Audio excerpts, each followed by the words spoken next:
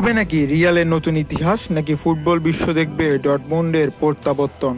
15তম champions লিগে শিরোপা জয়ের উল্লাসের প্রস্তুতি নিচ্ছে রিয়াল মাদ্রিদ। অন্যদিকে রিয়ালে শিরোপা জয়ের উল্লাস ভেস্তি দিয়ে নিজেদের প্রত্যাবর্তনের গল্প লিখতে মরিয়া বরুসিয়া ডর্টমুন্ড।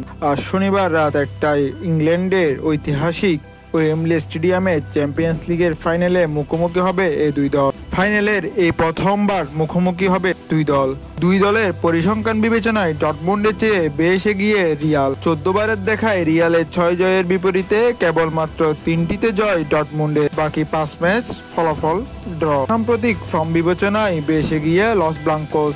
লা লিগার ইতিহাসে সবচেয়ে বেশি 36তম লা লিগা শিরোপা ঘরে তুলেছে তারা। অন্যদিকে বুন্দেসলিগায় তেমন কোনো পারফরমেন্স দেখাতে পারেনি ডর্টমুন্ড। পয়েন্ট টেবিলের 5 থেকে কোনো রকমে আগামী মরশুমে চ্যাম্পিয়ন্স লিগ খেলার যোগ্যতা অর্জন করেছে দলটি। অতীত পরিসংখ্যান ও সাম্প্রতিক ফর্ম সব ভুল প্রমাণ করে ডর্টমুন্ড কি পারবে 27 বছরের আক্ষেপ ঘুচাতে?